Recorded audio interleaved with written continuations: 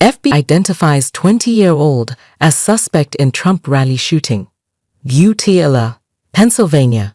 The FBI says they've identified a 20-year-old as the suspect in an assassination attempt at a campaign rally for former President Donald Trump.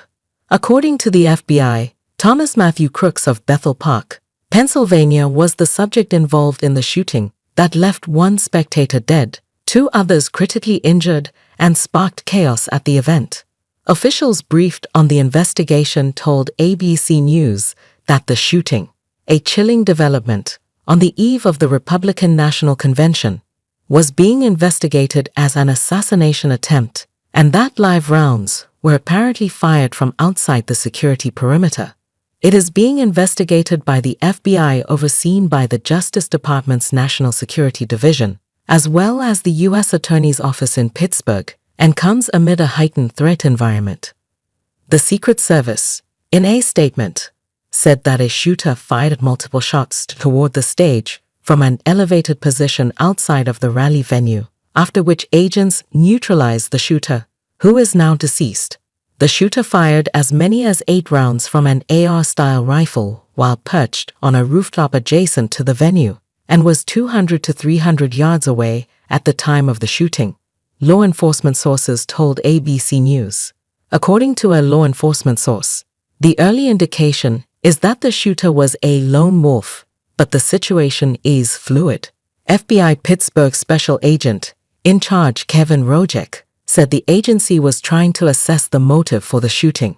It's a matter of doing biometric confirmations. So there was no identification on the individual, for example, so we're looking at photographs right now, and we're trying to run his DNA and get biometric confirmation. There appeared to be blood on Trump's right ear as he was being taken off stage, and he could be seen mouthing "fight" and pumping his fist. A spokesperson for Trump said in a statement, President Trump thanks law enforcement and first responders for their quick action during this heinous act. He is fine and is being checked out at a local medical facility.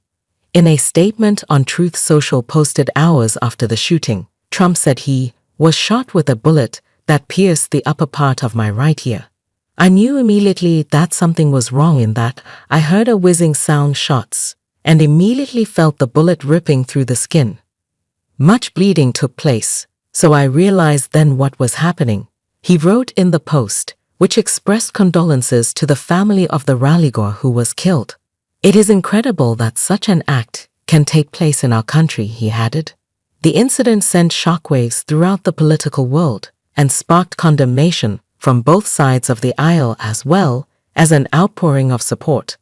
President Joe Biden called the incident sick and said, "There's no place in America for this kind of violence. We cannot be like this. We cannot condone this." And Vice President Kamala Harris said she was relieved he is not seriously injured. "Violence such as this has no place in our nation," he added. "We must all condemn this abhorrent act and do our part to ensure that it does not lead to more violence." Donald Trump Jr. told ABC News he has spoken to his father, who remains at the hospital. He said his father is in good spirits as he remains under observation, adding that his father is never gonna stop.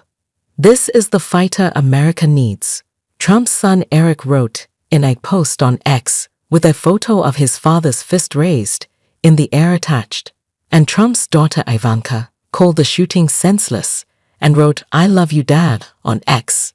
Former Vice President Mike Pence said on X that he was praying for President Trump and urged every American to join us. In a statement, Homeland Security Secretary Alejandro said, "We condemn this violence in the strongest possible terms and commend the Secret Service for their swift action today." Ohio Senator J.D. Vance, who is on the shortlist for Trump's potential running mate, placed blame for the incident without elaborating or citing evidence on President Biden. "Today is not just some isolated incident," Vance wrote on X. "The central premise of the Biden campaign is that President Donald Trump is an authoritarian fascist who must be stopped at all costs." That rhetoric led directly to President Trump's attempted assassination.